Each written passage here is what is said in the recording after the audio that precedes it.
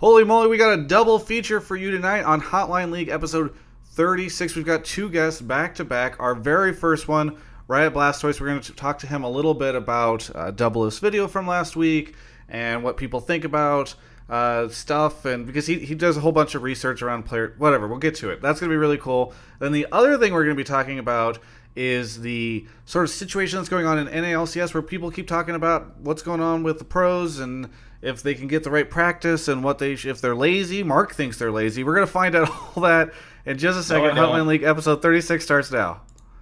Hotline League is brought to you by Open by HP. And here we are. We're back to the start of the show. So first off, I'm going to go ahead and introduce my constant co-host to my side, Mark Zimmerman. How's it going, Mark? It's going. Like I said, starting to get sick. Yeah. Trying to fight that off. And I bought Octopath Traveler last night. And it's good. It's not great. Has the Players Association egged your home yet? I don't know, but that'd be sick because I could use some more eggs. I don't know if that's how egging I ran works. out of breakfast burritos today, so I need some more eggs to make some more breakfast burritos. Yeah. So I don't please egg me. think you truly understand the concept. Well, excited to talk Scrape it off the about walls, dude. It's good. 5-second rule. excited to talk about the war that you've ignited between up. you and 100 people.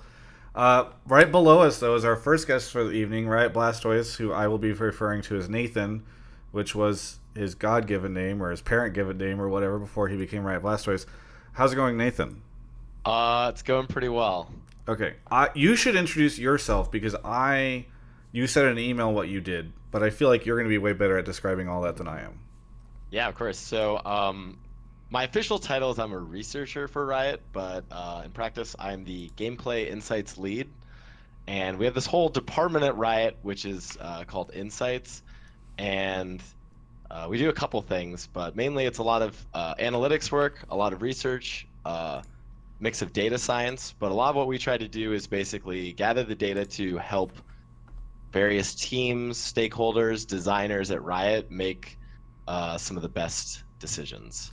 So can you give me, because it's like a lot of like lot Riot of terminology. buzzwords, right? No, Yeah, you want no the one real watching is like a stakeholder. Oh yes, I understand what he's talking about there. Can you give me like an example of something you might do? Yeah, so what that actually then looks like, honestly, one of my favorite projects was when we were doing stuff for Runes or Forge. The research project around that was I'd bring in a ton of players into LA. We actually brought in like hundreds to the Riot Games campus, had them play on the new You're Runes just talking about system. League of Legends players from wherever. Yeah, League players. And it was everything from like bronze to diamond players, some of them unranked. All sorts of them. We'd bring them in, we'd have them play on this system months before it came out, and that's how we actually like generate a lot of feedback, polish it up before we sent it out. So that's like an example of sort of like what we'd call like player labs or work like it's kind of similar to like UX research. A lot of other times though, the team I manage handles all that, spicy data, the win rates, champion win rates, things like we have something that we'd call like a snowball report, which can tell you how many games are ending in like those really quick 15 to 20 minute snowball-y fiestas where a couple assassins pop off. So we manage everything from the actual kind of, behavior of people in the game to like what people think about the game. And that's like the sentiment work, that's surveys, that's all sorts of stuff there. So one of the first things that I saw you ever talk about or tweet about was when you were discussing Doublelift coming in and playing Kai'Sa before Kai'Sa was announced. You're like, there's a new champion. Doublelift just got the first ever pentakill on it. Was that you, or am I crazy? Yeah, that was me. Okay. So it seems like you do work at least occasionally with pro players. Yeah, my work actually intertwines with the pros here and there. One of the common ones was like when we were testing the 5-ban system, we actually brought in all the pro organizations and had them do mock drafts against each other with that system, basically trying to make sure it was the right kind of format for it. We actually have brought in all the pros. They all tested Runes or Forge before it came out as well. So I've worked with actually a lot of the pro orgs before. Cool.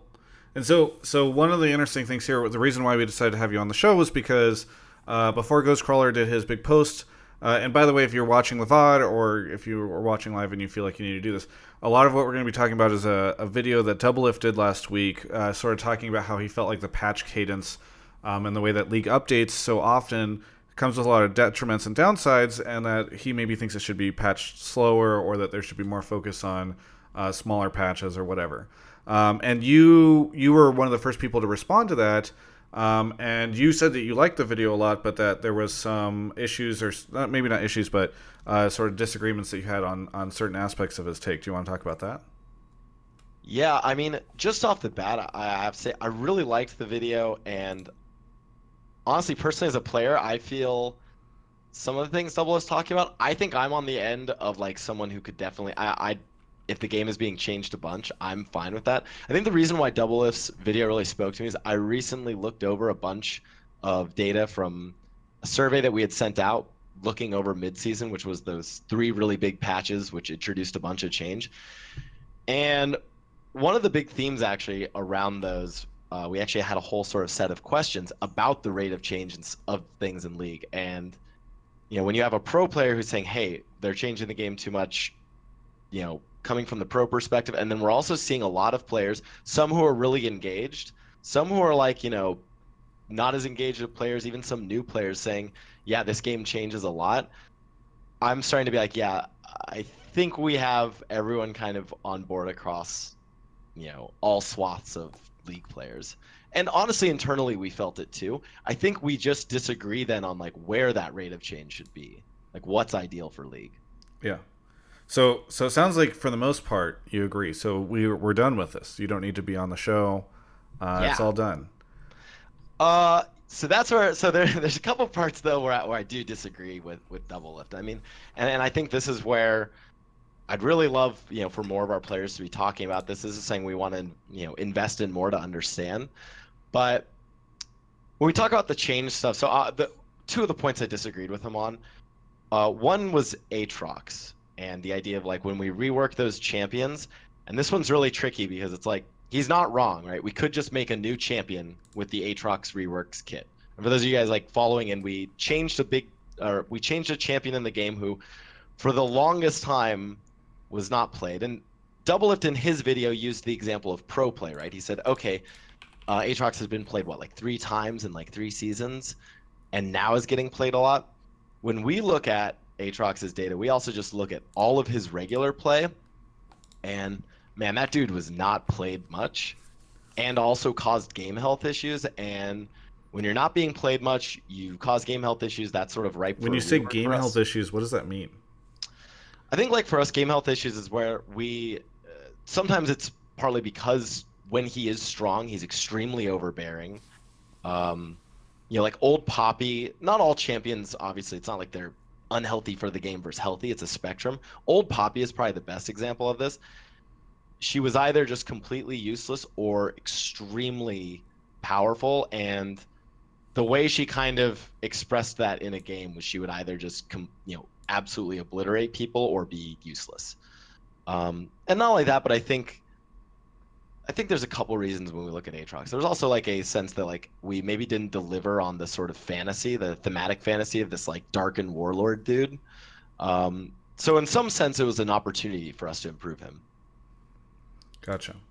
So we should say. Oh, go ahead. Well, I was just gonna say where I think we disagree with Doublelift on some things like that. I don't think Doublelift is wrong when you say, "Oh, we could have just made a new champion with this kit and kept the old Aatrox." You can look at any of our reworks and probably say that. I would argue, probably from our perspective, that's like, well, we kind of want to like improve the overall holistic quality of champions in our game. And what's really interesting is everyone says new Aatrox is like, is basically Riven 2.0. Yeah. I mean, like, here's what I would challenge you with is, and I think these are the 2 things I would like to be seen. One that we could test right now, and then one I want to see in a little bit when we clip Aatrox's wings and bring his power down a little, because he's pretty strong right now. I'd like to see 2 things. First of all, I'd be really curious, is new Aatrox more similar to Riven as old Aatrox was to Tryndamere? That's number one. And from my perspective, I think no. I think new Aatrox and Riven are way more different than old Aatrox and Tryndamere. So that's number one. And then number two is I would want to see like a more balanced, like if we get this Aatrox to say a 49% win rate, or 50, something that's relatively balanced. I would love to see his play rate at like maybe 50% versus the old Aatrox's play rate 50%. And I'm gonna bet on it, and I don't know, maybe they'll allow me to publish this data, but I will bet you new Aatrox maintains more players who, not only more players, but players who want to play him more. There's sort of a metric that we use called breadth and depth. Breadth being the number of players, and depth being of the players who play the champion, how many games they play. I bet he's higher on both axes. Cool. So before we get into questions, because I want to get into it, we had a bit of a slow start today, but I think it's important to clarify, because I think a lot of people are going to call in maybe thinking that you are a designer, like you are literally the person making the decisions, right? Like you're sitting there in a room with Ghostcrawler saying like, all right, no, patch on Tuesday instead of 2 Tuesdays from now. That's Right. not the case from what it sounds like. It sounds like you more just have like a lot of information and insight and data into how like the player base works and how all this stuff goes, as opposed to like being the person making the decisions. Exactly. What I try to do is I try to inform the decisions. When Ghostcrawler's thinking, Greg rather, when he's thinking about, long-term strategy for League, when Medler comes and talks to me and asks, what do players think about our pacing? What's the average game time or game length? Those are the sorts of information that I grab for them. And I look at both the kind of the reality of the world, how long do games last on Summoner's Rift? I can objectively tell you that. I can also tell you how long players think games last on Summoner's Rift. And we can use those sort of different pieces of data, and I make recommendations to Medler based off that. Gotcha. Can you do anything about certainly T champions? Because I think a lot of people. Do you go on there and you're like, no, come on, look the data. I am so glad. And I'm really glad you brought up Certainly T. This is actually one of my favorite ones, and I saw like Reddit threads about this where they're like, Certainly T is why League is a terrible game, and when is Riot gonna fire him, all stuff. What's interesting is, dude, his champions are the most played champions in our game, and I'll talk about Yasuo actually, because I'm a Yasuo main. Yeah, like your chat's gonna flame me, all that stuff. I'm a pretty salty player too. I'm like a very stereotypical Yasuo main. I'm like legit hard stuck, high platinum. I say I'm diamond, but I'm not. And I personally love Yasuo, but trying to remove that bias, let's look at like how Yasuo is treated in different regions. In North America, everyone memes on Yasuo, right? There's the like I'm a cutie pie Doublelift clip of like Yasuo versus a Yasuo, and your team's Yasuo versus the other teams. Meanwhile, in China, he is not only the most played champion, he's actually the most played in North America too. But in China, he's the most played champion and the most liked champion. We actually do this really broad survey called the Mass Champions Survey, where players actually rate all of our champions. It's a massive sample size. It's like hundreds of thousands of players go through this survey. And Yasuo is the highest ranked in China. And over there, the meme around him is, I'm going to butcher the Chinese, but it's like, Kuai Le Feng Nan, which means happy wind man. And they just love Yasuo over there. Also really high up in China are champions like Zed. And what's another? Oh, like Thresh does really well, though Thresh also does well in North America. Meanwhile, some of the North American favorite champions are what I would call like the August Browning champions. Riot August, for those who Jinx, Echo, Jin. What's interesting is a lot of those characters tend to be maybe like more fair champions, in the sense that they're like, they don't have a ton of agency, they don't have a ton of mobility, except for Echo in that instance. Whereas like, yeah, certainly T's champions are all about giving the player agency, making the player have a lot of fun, but are typically frustrating for the opponent. It's just that in some regions we don't see them, airing with as much frustration as others. Gotcha. What I'd like to ask, because like popularity and like fairness and game health type questions are it's a little weird to like, for me it's a little weird talking, because just from a devil's advocate point of view, like I don't know, do you follow Melee and Brawl and all like stuff that happened there? I don't follow Melee. I do follow a lot of StarCraft if we ever talk StarCraft though. But All give me right, the Melee unlucky. example. So the thing I was going to talk about Melee was like Melee was this really popular game. It had a competitive scene. Everyone really liked it. Brawl comes out. The game's really different. A lot of characters are just straight up nerfed. It plays completely different. And then there was one champion called, or one champion, Jesus, character called Meta Knight, and he was the only one that people said felt like a Melee character. And as a result, he was really, really popular. But he was also fucking broken in that game because he was felt like a champion from a different game, and his popularity was really high, but he is eventually banned from competitive play because he was literally just broken in that game. And so like I would want to get your thoughts on like a situation like that, like how you balance, oh well, while this champion is really popular, it might not be for the healthiest of reasons, excuse me. Yeah, there's 2 points on that. So one that I can kind of push back against you with, and then the other one which I'll agree with you. So I guess shooting myself in the foot. The first point is there's something which we would call like win rate sensitivity, and this is how likely a character is going to change in its play rate based off of its actual strength in the game. Characters like Lee Sin and Yasuo. Even when their win rates fall below 50%, both of them are actually the most played characters in the game still.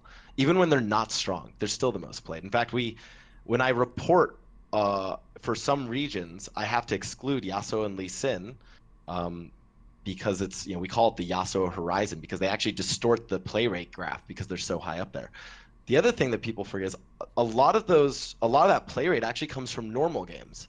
And not necessarily from ranked games. Yasuo and Lee Sin don't have an overbearing presence in ranked unless they're strong, because then people want to play them. But in other games, people love to play them. So in normals, in flex queue, stuff like that.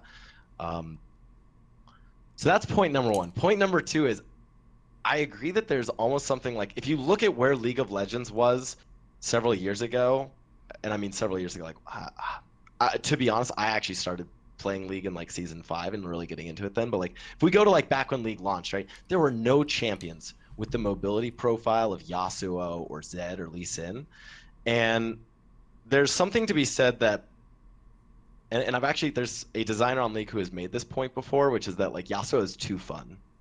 And Yasuo almost like is too different than a League of Legends champion, such that everyone wants to play him because he gives you, an experience that is like that transcends normal League. It's almost like why, if you play Yasuo in Earth, it's just normal Yasuo, right? With lower wind wall cooldown. So Yasuo is kind of just an Earth champion. Characters like Yasuo, Riven, Lee Sin, I think are a lot like that. The only pushback then I'd have to that is a lot of League's characters have moved in that direction and have sort of increased agency, increased mobility, not necessarily mobility creep, but just we've moved a lot of our champions past the design of say like Malzahar or Annie. But I do agree there could be pushback that hey, maybe some of those champions like break the experience of League too much, and that's why so many people gravitate towards them. Gotcha. Cool. Well, hey, let's hop into calls. Mark, I don't know if you want to pull maybe like 4 or 5 people, just because I know we've got a second half of the show. But what do you want to go ahead and explain how that works, Mark? Yeah. So for people who haven't seen the show before, what we do is we have a Discord. I'm posting it in the Twitch chat right now.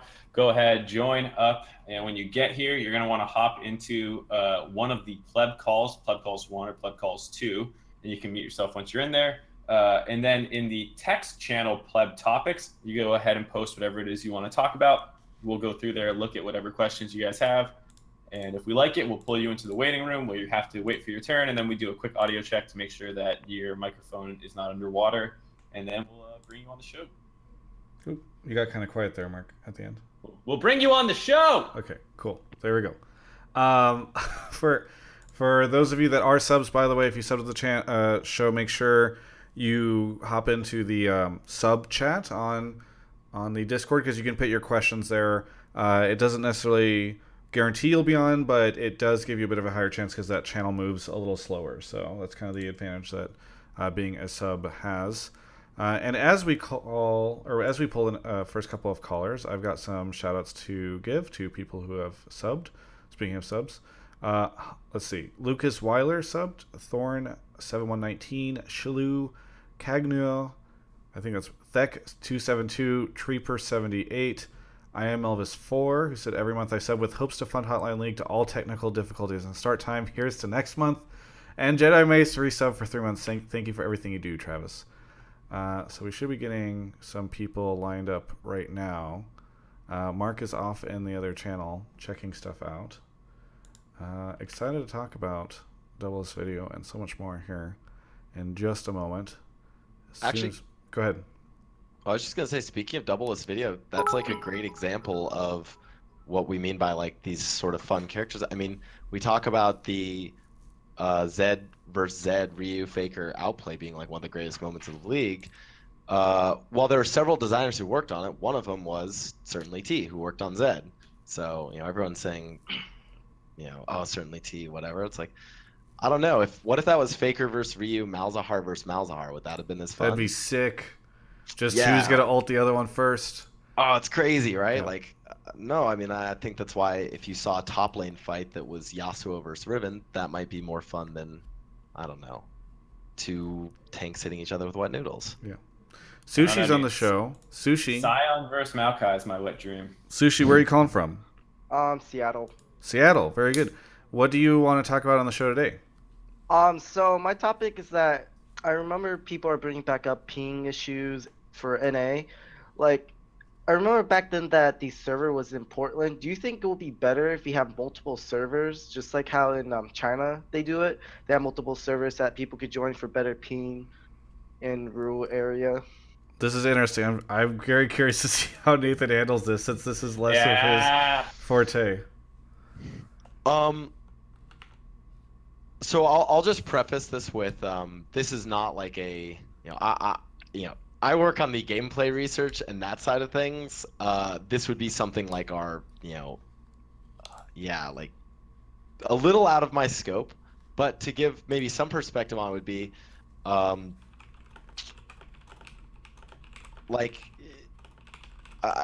mean, I think part of the difficulty would be how could you, if you split North America region, I think we might be concerned that you would split the player base too much. So I think that's one of the concerns. I think we've actually voiced that before, but this is sort of a tough one for me to answer.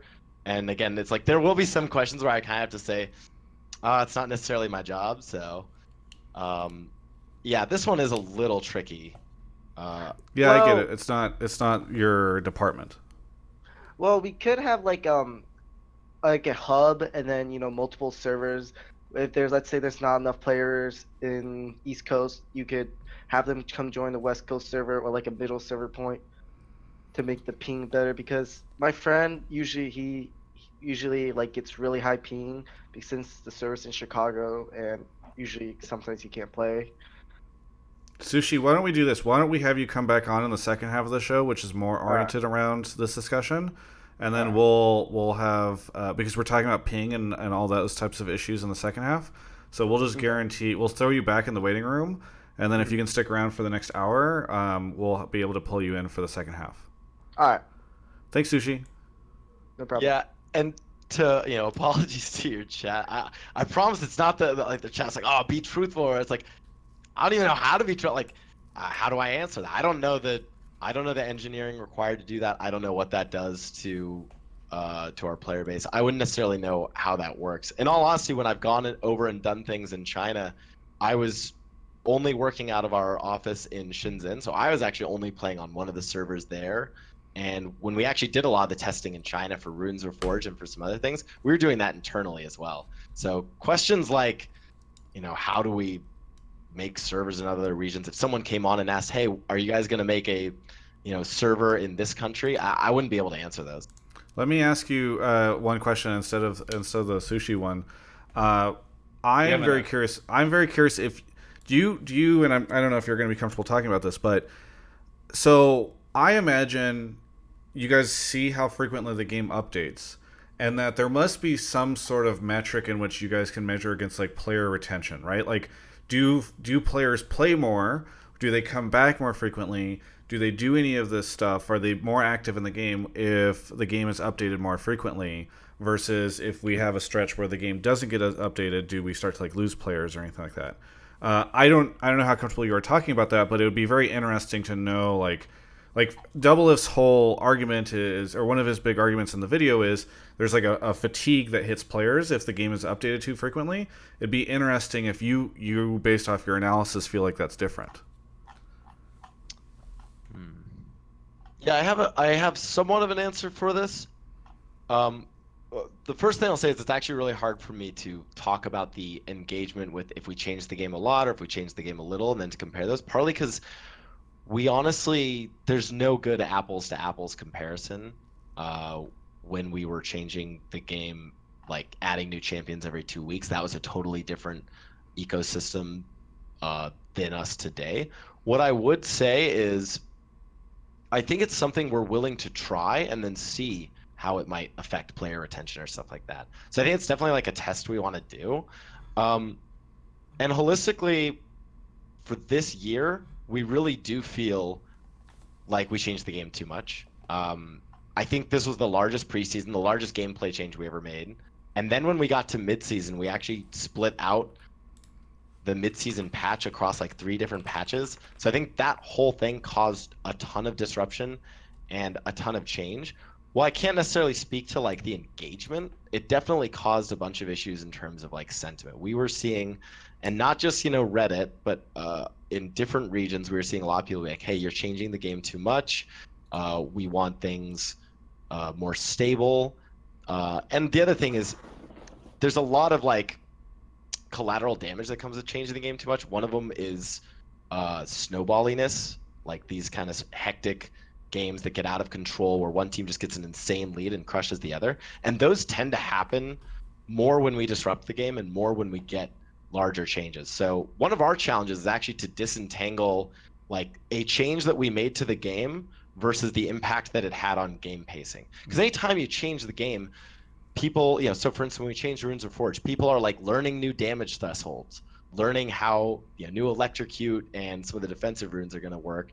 And all of a sudden, they get in some fight, someone dies when they normally wouldn't have because they would have known what to do and they would have played it safer. And the game kind of just snowballs out of control. And we have found that at times when there's greater disruption in the game, game pacing gets more wild.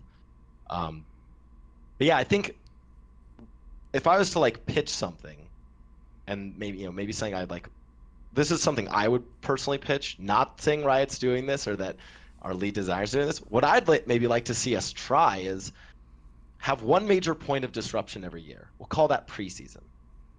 We just do a major point of disruption in the game. The goal of that is not just to shake things up, but to actually find something in the game meaningful that we can improve on a larger level. And then after that, we look to stabilize the game for the rest of the year and provide content that supports that major disruption. So what that would have looked like for this year, for 2018, is, hey, we do Runes Reforged in preseason, and then instead of maybe a patch every 2 weeks, we could do a patch every month.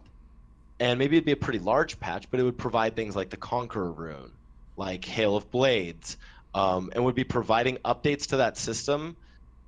But the theme of 2018 would be Runes Reforged and us bringing League of Legends sort of back into its normal space before we disrupt it again.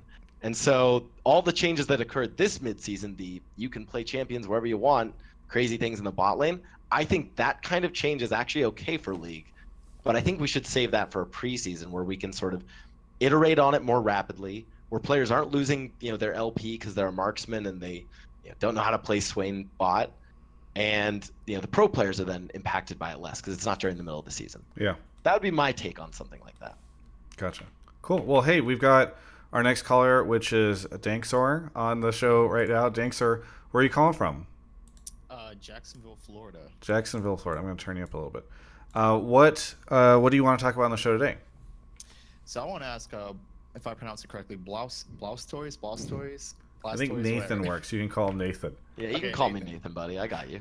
Okay, I want to ask you if you've ever researched like defeatist mentality in like NA solo queue. So like for example, like phrases such as like open mid, surrender 15, open FF 15, and like seeing like what point in the match like people typically say that, and like how I wanted to tie it back also like the pros and like the environment and stuff is that like I feel like this came from like the South Korean boot camps originally, where you know in South Korea they pay per hour for the computer use, and so they want to get as much games as possible. And when the pros are shooting in, seeing games ending at like 15 minutes, you know, or even like 10 minutes, you know, I feel like that caused like everyone else to also start adapting that same mentality. And so I was just kind of curious, this is something that you know your department's ever like looked at before? Yeah, that's a really great question. I think it'd be really hard to tie it back to pros in South Korea. Like, I think that's like a totally like viable theory. I just think it'd be really hard to prove out that theory. One of the things we've looked into is like, you know, a lot of times when people have talked about things like player behavior in our game or um, all sorts of other negative things that occur in our game, a lot of it comes down to yeah, these games where, and this is actually one of our focuses recently, is these games that we'll call trapped games. And this gets a little spicy and a little interesting because it's like, what happens when there's a game where you, by all of our metrics, and we can sort of tell us by all of our metrics, you have a really high percentage of losing. Is it worthwhile to play those games out just because it is, you know, hashtag winnable? Like let's say in these games you had a 1 in 20 chance of winning. Is winning the one time worth all of the 19 times of defeat? And that's like a really like hard research question to answer because some of our biggest highs in league come from these amazing comebacks, right? And I think that's what kind of bothers some people is like there's two things, right? It's like on the one hand, you want to have those amazing comeback games, but on the other hand, like I have seen those games, and I think we've all been in them, where the game is kind of over. And sure, you could say it's a defeatist mentality. Some people say it's defeatist. Others, and I've even said this in my games before. People are like, "Wow, I can't believe this Riot player is like so defeatist." And I'm like, "Or I'm a realist, right? Like we're probably gonna lose this game." Um, I actually think that's a really tricky balance. And while I don't have an answer, like necessarily an answer of like, oh, where did it come from? I'll say that my answer now is we want to try and solve that better. We want it so that you can still have those great comeback games, you know, the games that are, you know, someone pops off, a team fight turns around, the other team throws a little bit, you get the hashtag winnable in there, there's a little bit of hope. But we also want to get you like out of those games where you're like, this shit's over. Because those do occur. And I think one of the most frustrating things, and where we actually, I think, can see a lot of toxicity and like people getting really frustrated, are where you're stuck in those games. And you know, the game is probably over, but you're in it for another 10, 15 minutes. And that can feel really bad. So to continue the conversation, then, you know, you said Riot wants to, you know, somehow solve this. What do you think it is? Because you know, one thing I'm thinking about is that I play in around like master tier / U1 level, and there are some people who just like you know just troll whenever they see a specific person. They just end whenever they see a specific person. Like there's a guy named like D1 Police, and if he doesn't like you, he's gonna throw the game, and just like you know, there's always there. And so whenever you're stuck in like one of those matches where like he happens to like not like one of your teammates, you're stuck there for about 10-15 minutes and you're just like, well shit, there's nothing I can do about this, and you know it just like freaking sucks.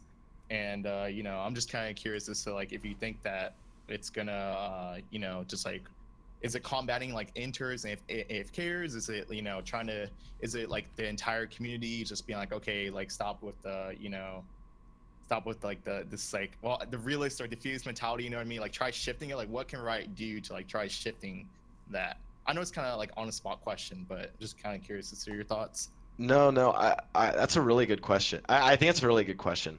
Um, you know, I don't really have like that's kind of a hard for me to answer on the spot of how do we get people to like change their entire mental model? Because that'd be basically like, how do we change people to be like, yeah, I'm never gonna give up. I'm gonna fight this out till the end.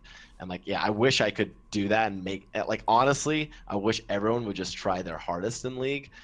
I think a more than like tactical answer instead of just being like, oh, I can't answer that would be like, I want us to focus on because I think this is one where a lot of people have separated maybe like player behavior stuff from gameplay stuff. I actually think they're really linked, which is why I'll talk on it, which is I'd like to see us really try to tackle some of those behavior issues in game and some of the motivational issues in game. I've spoken about this vocally before, like even on my stream or like elsewhere. I'll say this. The thing that I think most people who are playing ranked and who are playing competitive, especially you know, where you're playing in Masters here, people don't like, obviously don't like the inters, they don't like the AFK, but they also don't like what I would call like soft inting, which are these people who just kind of give up, who are like, you know, kind of just lackadaisical about their play. They really don't like that. So I'd like us to work on some system to better deal with that. And at the same time, I'm personally of the opinion that we, you know, should, when we look at like things like chat restrictions and all that stuff, I'd like to see us, if someone's typing and flaming other people in games, instead of banning that person, just chat restrict them.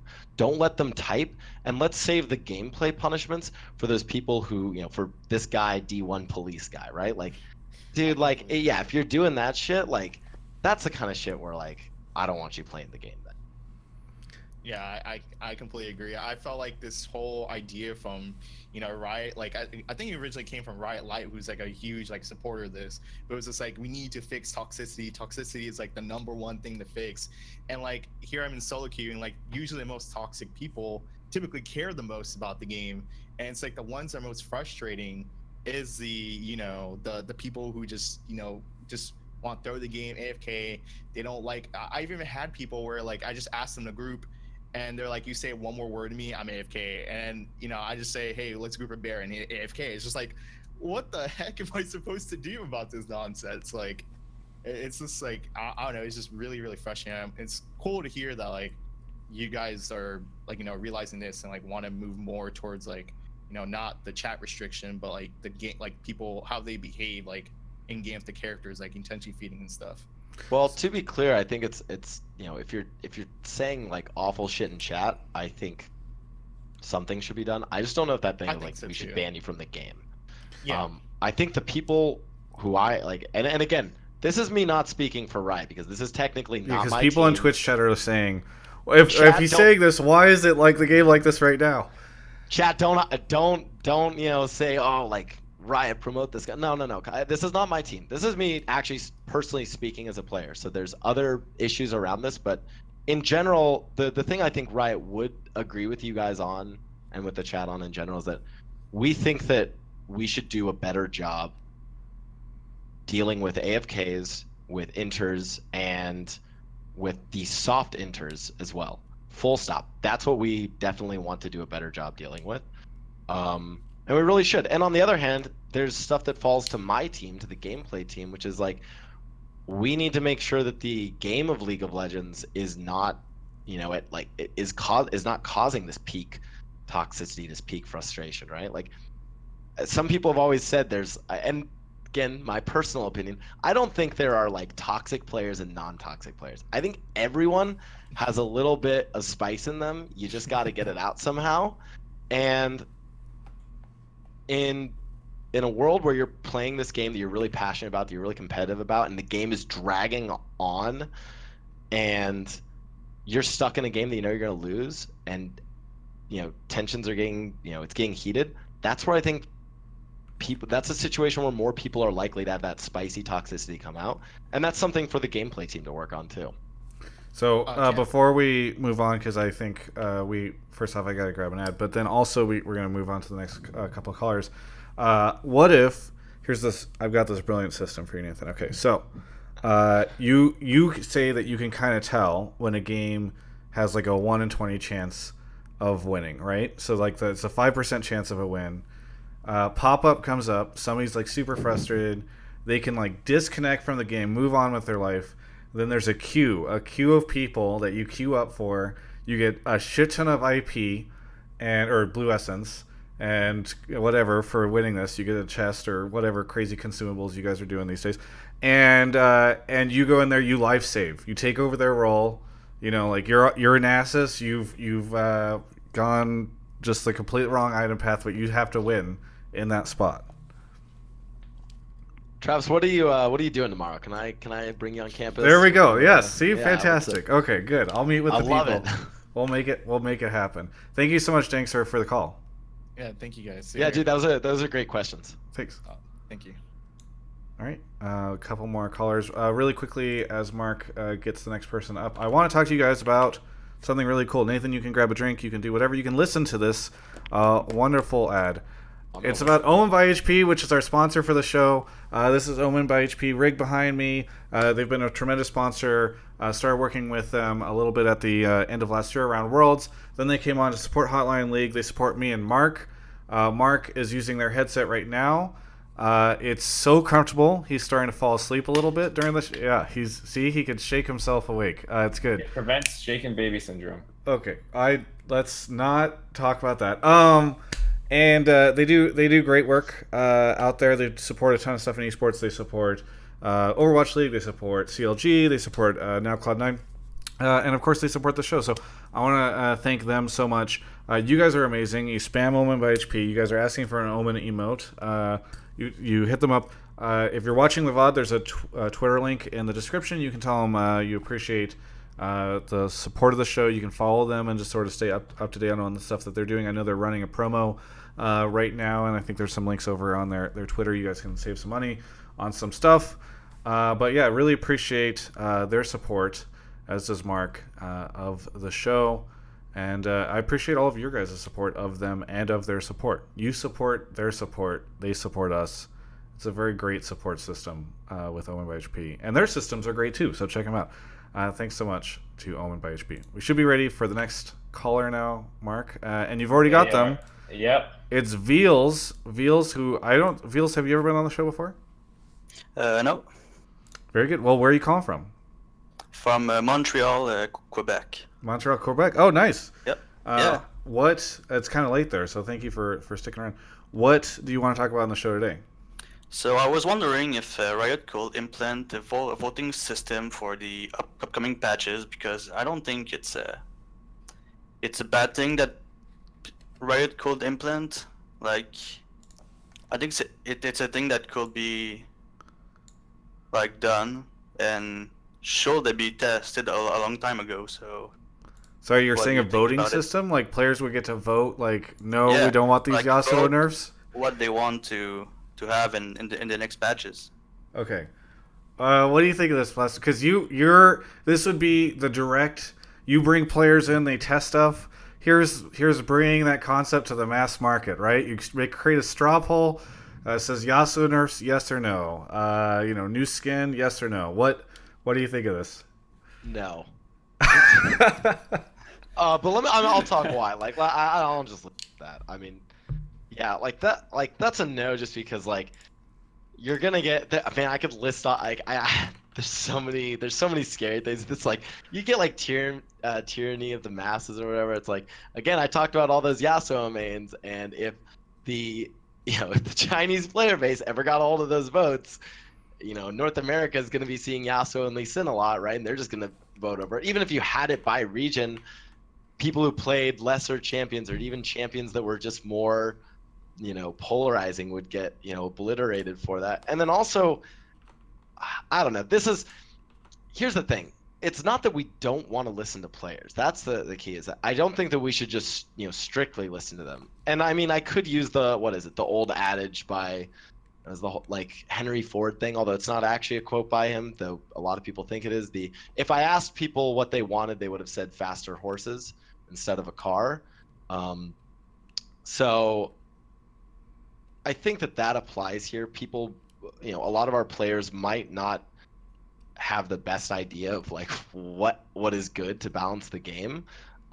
There's all sorts of other things where as soon as everyone starts voting for something, even if it's even this would be a crazy sort of test in psychology. Even if you just showed the poll results and people started to vote on things, or someone just plugged, oh yeah, everyone's voting for this thing, more people would be likely to do that. You could have all sorts of weird manipulations around this. But that being said, the spirit of the question I actually still think is important, which is, I think it's still worthwhile for us to get feedback from players. And maybe that's something beyond PvE. Something that we are looking to do is to run more. We run surveys that are always assessing like broader general things with the game. I'm actually working with our live gameplay team to run surveys that will actually specifically correspond to a balance patch, so we can get an idea of what players in different regions actually felt about that patch. And that's where I think we make sort of the best decisions, is where we're, as we say in Insights, data informed, not data driven. So I get to go to the designers, I get to go to Medler and say, here's what players are thinking about this patch, here's what they're feeling about it. We can then look at the actual reality of the data of, what are the win rates of that patch, and then we can use the design intuition of the team. We put all those things together, and I think that's where we're going to make some of the better decisions. Don't think we should have players vote on it. So Yeah, for sure, but go ahead. like, it's not like the votes comes from Riot. Like, just to take some suggestions. So that Like, kind of sounds like what you're talking about, Nathan, right? Which is like trying to have another avenue for players to just be able taking to. some feedback. Yeah. Yeah. I think that's the thing. And actually, so maybe what you're asking for, and we have this, is we do collect that feedback, but I guess what you would want is have that feedback be more transparent, be more Yeah. like open-ended. So it's like the players like, oh, this is what the players were saying about this patch, and Riot did this. Whereas right now it's like we kind of know a lot about what players say about the patches. And this was one where I shared this data previously when people were like, it wasn't related to the jungle changes. It was actually related to the addition of jungle fruit or whatever, the like plant or jungle plants, right? When we added plants into the game, and I remember on Reddit people were like, "Oh, this is so dumb. This is like really silly." And NA specifically was like a lot more harsh towards it, whereas like every other region, including Korea, which tends to be like a pretty like critical region of a lot of stuff, were like super about it. So in that sense, we actually do collect that feedback. Maybe that's a conversation, I need to have with the teams about, hey, like maybe I can make some of that data more transparent to you guys, so we give feedback to you about what you guys said about various patches or changes. Well, here's a question for you. So I think a lot of people feel like if they feel strongly about something, the only way for that to get visibility and for Riot to like get that information is for them to make a Reddit post that gets to the top of the subreddit, or make like a really big post on the forums where they're like rallying everybody else and like bumping the thread a lot and like causing all this commotion. And I think for players out there, possibly like Veals right here who's calling in, it doesn't like there. It's almost kind of like the suggestion box. Even if it's just even if it is something where you guys can just sort of sort through them, or it's something where you guys are using data analysis to look at the general sentiment or perceptions around this stuff, like it's probably hard for players who feel like they want to be a more active participant or have Riot listen to them. Like there's not a venue for them to really share that feedback. I mean, that's not to like, I'll say this, I don't think that we're not like looking at the boards and looking at Reddit and we're like, okay, we're making the changes based off this. But on the other hand, we're not just completely ignoring those things. We still consider that as part of feedback. When I talk about those surveys and when I talk about the methods in which we get feedback from players that way, one of the important things about that is that any player can get that. So it's not just players who are super engaged and who are like, I have the time and the energy to go and make a Reddit post, or I'm even just involved and aware of Reddit.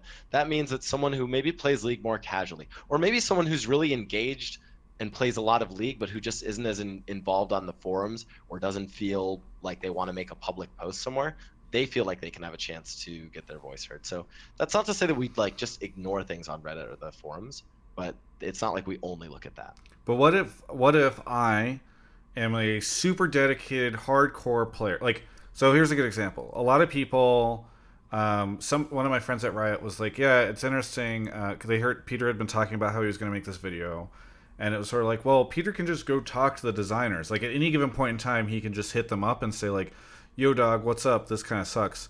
I'm not saying that all the designers need to be available to the millions and millions and millions of people who play League of Legends, but like, what does that look like for a person who also feels like if they're frustrated that ADCs are not as popular, or that they feel like they can't play like the champions they want anymore, what is an avenue for them to express that, or to make them feel like they can talk to Riot about it, that isn't like a forum post or a Reddit thread? Like, is there an existence for something like that?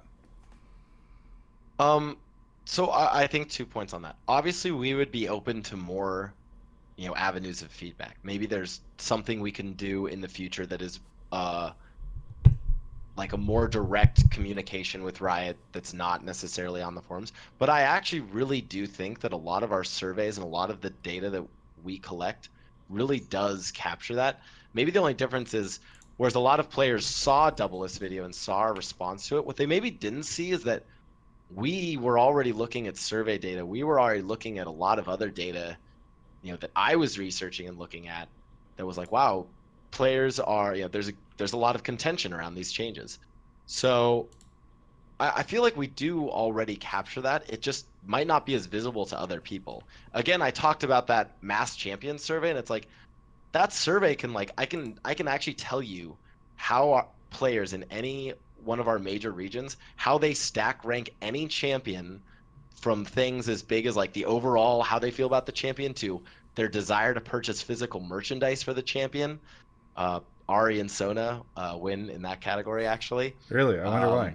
Yeah, wonder why. I can tell you those things because we have surveyed so many players on that. That was fielded, by hundreds of thousands of players. So we are constantly getting that feedback. I think what might be tough is the players who maybe don't want to make a forum post, and they're like, and I get this sometimes. Some players like, please send me a survey. So I don't know, maybe something that could be cool in the future is like, I don't know, we can do a like high engagers survey. That'd be kind of cool. I think that'd be a sweet idea. It's like a survey that's not distributed through random means, but is like something that, we give out to people who just want to fill out and give feedback directly to Riot. Who are those people? And then we can sort of caveat the results as we look at them, knowing that it was like people actively wanting to take that survey. Yeah, very good. Hey, thank you so much, Veals, for calling in. Thanks, Veals. Have a good night. Sorry. Bonsoir. Yeah, dude. Yeah. Yes. All right, two more callers, I think. Mark? I only have one more on these topics. Okay, cool. That's so funny. I'm being told I haven't lost my job yet, guys. Okay, good. I'm glad to hear that. It came close, I think. There are a lot. You rallied the audience whenever you were talking about changing the way players get punished or banned. They want to make you CEO, according to my Twitch chat. So yeah, I'll probably get some feedback about that one tomorrow. Especially when that Reddit thread pops up at the top that's like, Riot Blastoise, we shouldn't be banning anyone. Killing You Guy. Riot Blastoise, thinks that the worst people in the world should be playing League. Yeah. Killing You Guy is here. I say he because it says guy at the end of his name, has a mute icon next to his. Oh, and it's off. Where are you calling from? I'm here from Newington, Connecticut. From Connecticut. Very good. How are you doing tonight? Good. Very good. What do you want to talk about on the show? I wanted to talk about, I know that there was a lot of feedback on the Doublelift video about power creep in the game, and I think one of the topics that's sort of less often talked about, but still is relating to power creep in the game over time, is with respect to the map and how Summoner's Rift has changed even from the earliest seasons. So, I mean, obviously, between season 4, I think it was season 4, season 5-ish, you had the visual graphics update, but even beyond that, we've introduced things such as, changing the standard Drake to the 4 elemental Drakes. There's been the introduction of plants into the jungle, both the blast cone as well as the fruits in the jungle. And then, most recently, or even before that, there was the Rift Herald change to be more impactful into the game. And now you have the changes to Scuttle Crab. And, I just think back, in the early seasons of the game, the jungle was almost like a more unforgiving place. It definitely rewarded certain champions that had higher mobility, say like Nidalee, for instance. I know when Talon got reworked, you can hop over spaces in the jungle, or Kane, as a high mobility champion through walls and things. But other than that, if you were caught out in the jungle, there was a much higher skill gap required to escape. Things like jungle clears, there's a lot more sustain now, since when you kill a Rift Herald, it's like 50% of your health and mana back, or something like that. I think that the increased amount of sustain in the jungle, is has had a high impact in the game. So it sounds like you're just curious about sort of how the jungle has affected the game. Yeah, I think so over time. I'd also like to comment it kind of more with the map mobility point too, because just to if there's any thoughts on that, because it is true that I think you have Talia, Aurelion Sol, Talon, probably forgetting a couple, but like not just, I guess what I'm saying is not just in combat mobility in that sense, but like map mobility has creeped up as well as before. It was like TF and maybe Nocturne and like GPL and Karth Assault. Okay. Yeah, I just wanted to ask if there was any like thoughts about that kind of mobility, as opposed to like whenever people talk about mobility creep, they always talk about like this thing can dash in a fight. Okay. So it's not like a specific question. It's just like the general thoughts on the changes to jungle or changes to mobility. Yeah. So one thing I think I talked about a little bit earlier is like League back in the day versus League now. I think we added in certain things that were like mobility, not the mobility you were talking about, Mark, but like the like Zed, Yasuo, Lee Sin mobility is certainly like something that's more fun, right? So a lot of our champions maybe moved more towards that. I think actually because we had so many more kind of champions that had mobility aspects, we tried to make the jungle a place where, things like Blast Cone wouldn't totally ruin like a Mumu's ability to jungle or something like that without just overtuning his stats, because it's like, okay, Nidalee and Kayn have all these insane gank paths, but it's like, okay, we're going to give some cool gank paths to a Mumu as well, right? So he can use Blast Cone to get in a good spot, or mid laners can then roam down and get in a good spot. I don't know if necessarily the intention is that the game should be more mobile, that people should be roaming more and having more fights. I think to speak about it more broadly is it's the ship of Theseus sort of thing, right? And in a way, we're kind of upgrading the ship. What I think we need to do, though, and I'd be curious if you guys actually think the added mobility of characters like Talia, Aurelion Sol, or those mobility champs has actually been bad for the game, because I feel like it's good. The issue is, like, as we have our ship, the ship of Theseus, the ship of League of Legends, right? And we keep changing things, maybe to try and improve it. We still have to maintain that it is the ship, that it is League of Legends. I think especially recently, we changed too many parts on the ship before we could even let it go sailing, right? Would be, to follow up with that analogy. In this case, though, and I think sometimes you might change parts of a ship that make it worse, that ruin the ship of Theseus or make it not as good. And there have been changes to League that weren't as good. I actually think having characters move around the map faster, be able to do things and interact more, has generally been a positive thing for the game. I'd be curious, like, and part of the reason why I even use that is just when I look at champions in our game, some of the most played, most loved ones are those with mobility, either the type that Mark talked about, that is like, maybe like a TF ult, like that sort of global mobility, or things like the Yasuo, Zed, Lee Sin, the dashes and stuff. Maybe it's because those champions forced out the older ones, so that could be the counterpoint to me, and I would have to, look into that. My gut answer is that the sort of visceral feeling of being able to like dash as Lee Sin and do those sort of plays, and that increase of mobility has actually made League feel better as a game. Yeah, I think those ones are like, I can definitely see like how the average player is like, man, I like doing cool shit, and the cool shit meter on those guys is off the charts. Like, you can do so much with them. Stuff like Talia, where it's like I hugged the wall and got down there faster, or Bard is like I picked up some chimes and moved. I don't know. You probably have access to like player enjoyment of those type of champions. I don't know if it's ever like does, because you guys, I mean, you will need to help me here a little bit, but like I assume you guys compare like how much the players enjoying the mobility of Lee Sin and Yasuo and Zed and the crazy outplay versus how much they're hampering the person that they're against. enjoyment. I wonder if have you guys done that type of analysis, but with the global movement type champions? Yeah. Actually, as you frame the question that way, and as I start to think of some of those questions, here's my hot take on it. I actually think those are kind of bad. I Like think bad Aurelion Sol, questions or bad? no, not bad okay. questions. Sorry, no. I actually think you're or potentially not good for the game. Two I'll talk about in particular: Aurelion Sol and Talia. Yeah. Aurelion Sol is a great example of a champion that has this like insane kind of mobility ability that is really powerful for him, and his ability to it's that plus his ability to shove waves, and he's able to use that, but I don't think it's particularly satisfying, and I know that because I know his play rate.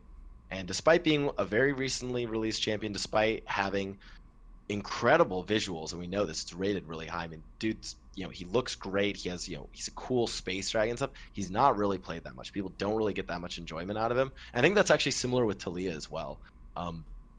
Both of those characters, like, I think we've even found this with things like Cloud Drake as well. Things like being able to just move across the map faster in a kind of passive way are really strong for the game, but they're not viscerally, like, they don't feel viscerally satisfying to the player, like taking a Lee Sin Q. So I actually agree with Mark there that like some of those more sort of passive forms of mobility that allow you to like move around the map just a lot faster with like minor optimizations. I don't want to just definitively say they're bad, but I would be way more suspicious of those than the other type of mobility creep, which I think the upside of the other mobility creep outweighs the downsides of it. Yeah. Yeah, So, and just to I add agree to with that you. point, and just to add to that point as well, I feel like the game has become a lot less interactive. Like especially like when you look at mid lane, you see a lot of to your point. You got Aurelion Sol and Rise and Talia were more like this a couple patches ago, but with nerfs not as much. But you have a lot of champions that just like to shove the lane and roam, with their high mobility, and you get less of that interaction, that dueling potential, between laners and try to see, who can outplay the other person. Personally, because I switched to jungle, but when I first started the game, I was a mid laner, and I really enjoyed that aspect. Playing an assassin and really just trying to outplay somebody. Level 2, level 3, get that ignite tick off and get the first blood and snowball the game from there. I feel like the game's just a lot less interactive right now, and you kind of get punished for that play style by not just if you get stuck playing one of these champions with low wave clear, you're stuck clearing the wave. And It sounds like get, you really like assassins.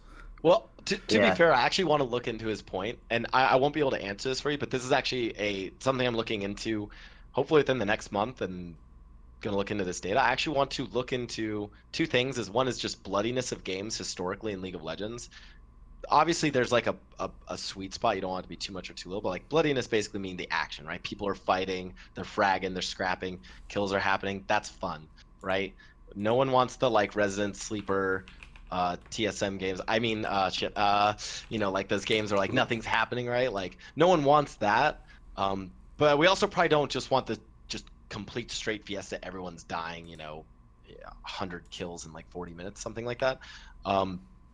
What I want to look at though is like not only like bloodiness for the games, but also like how much of that bloodiness is the result of a solo kill versus skirmishes that are forced from like jungle ganks or something like that. I want to look at that historically and then compare it, like basically find when players were most satisfied with the amount of action or the pacing of a game, and see like what level of bloodiness and sort of solo kills were occurring.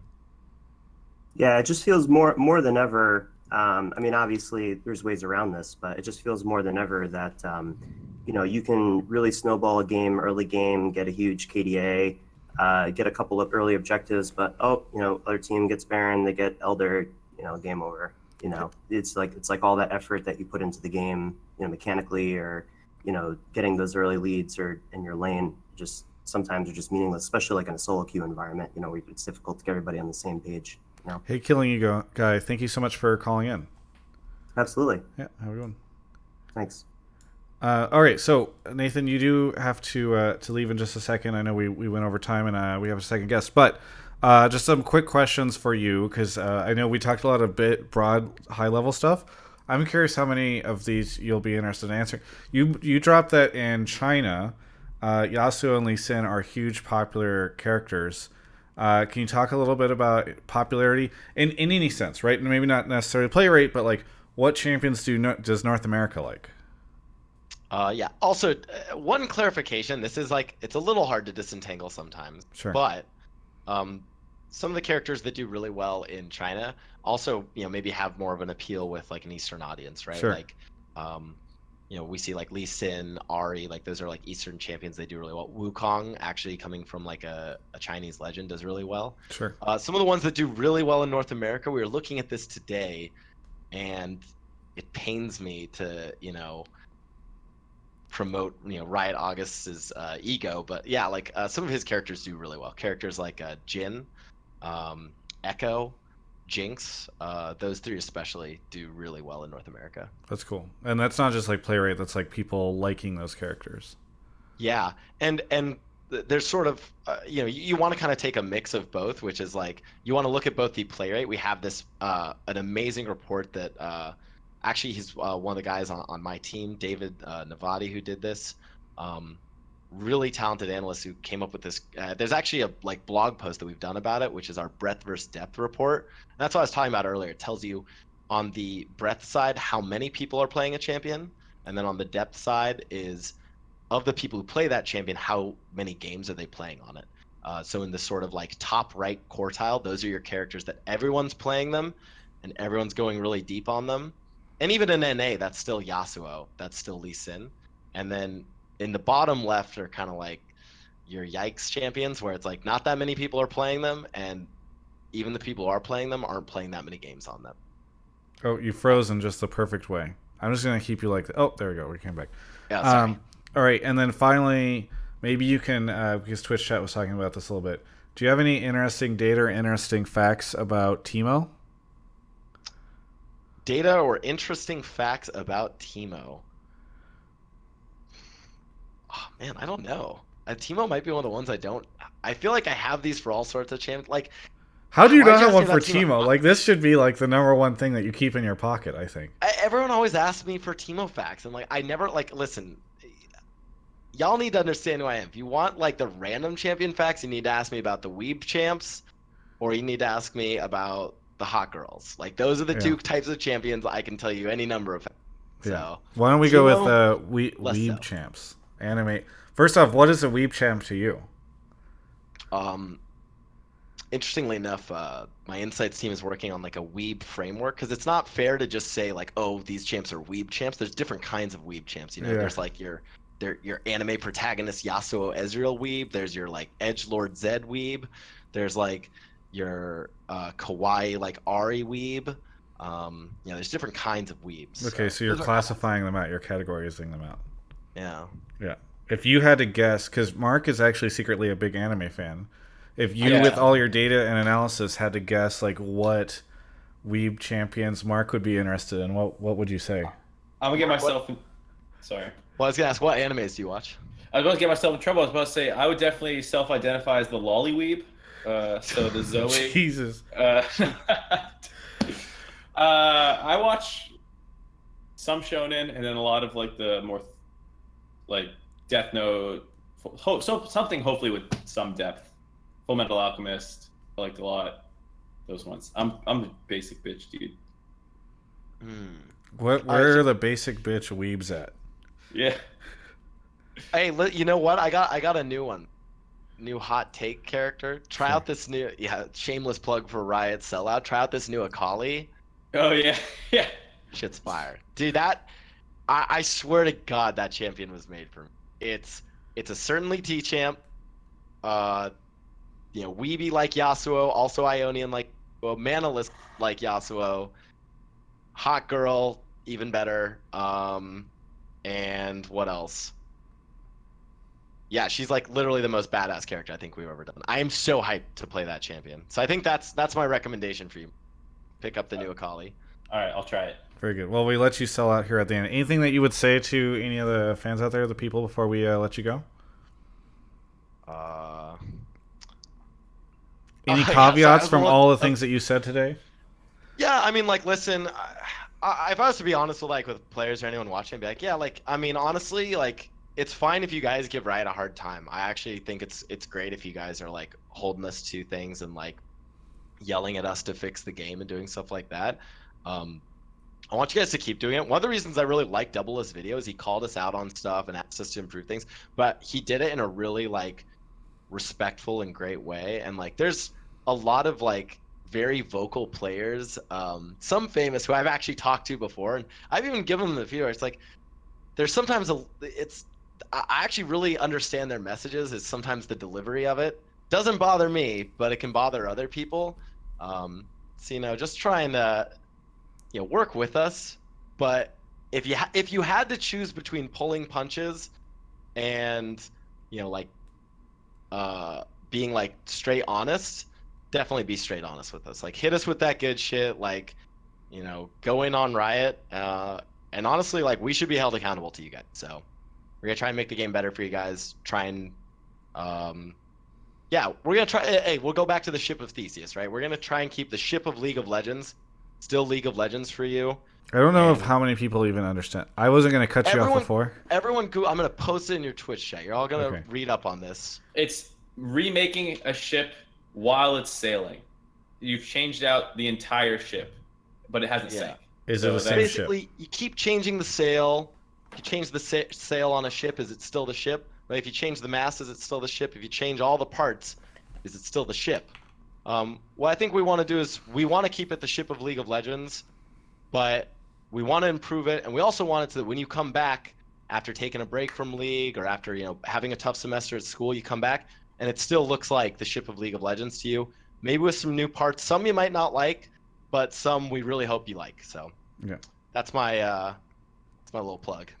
Very good. Well, hey, thank you so much. And here's a secret. I just decided to say it now because Twitch chat seemed to like Nathan so much.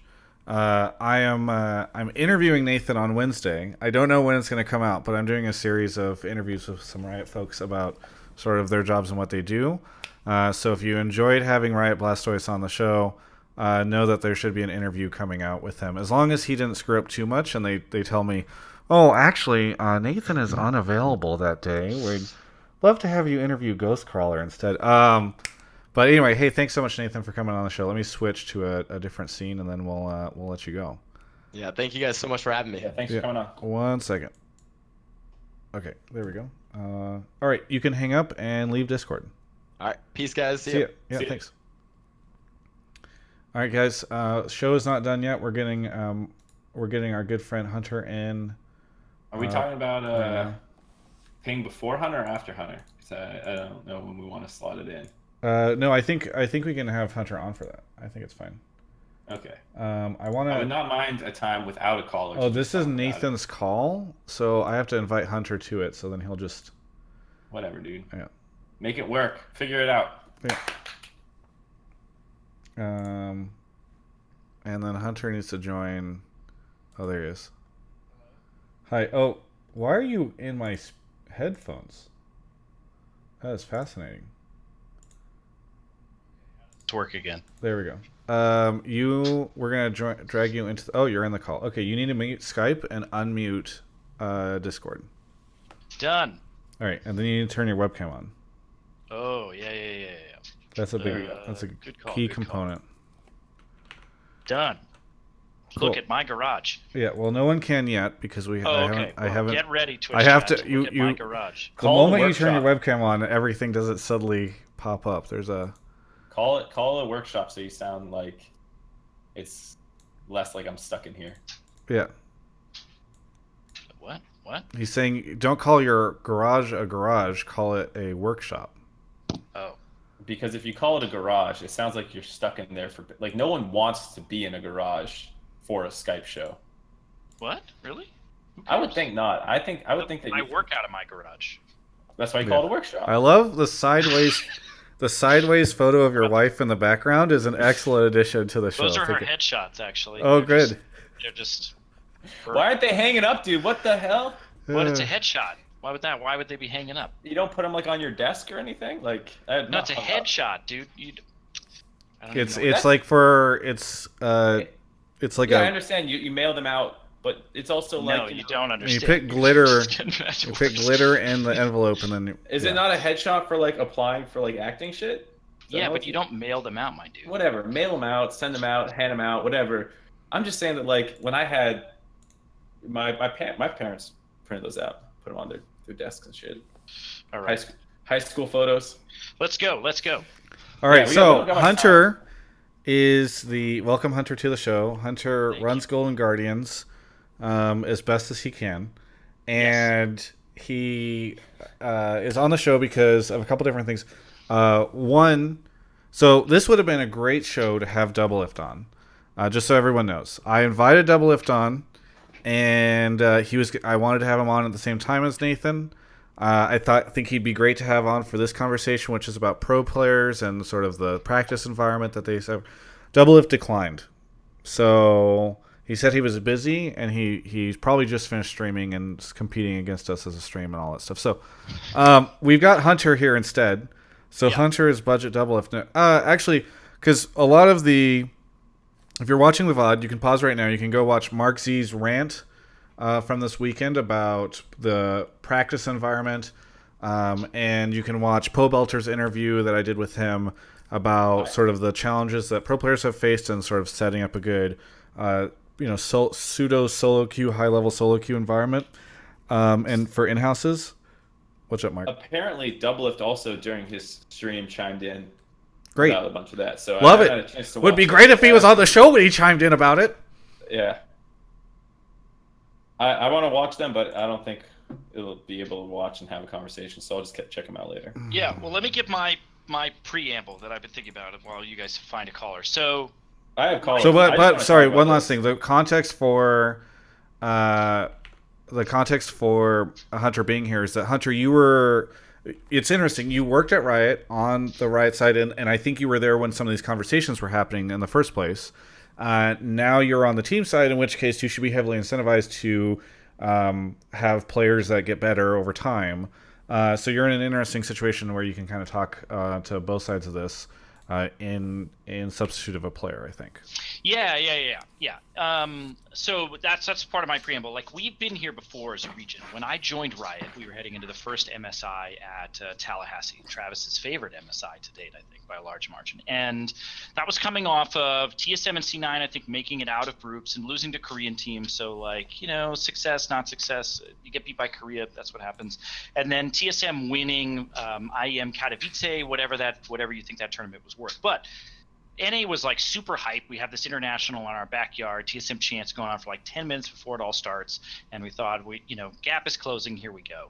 And then TSM just stunk up the joint. And Nick Allen left Riot, and I moved into a different role, and suddenly I was sort of running NALCS, and we were facing like a crisis of confidence from both the pro players and the community about how we propel NA and keep it competitively viable as a region.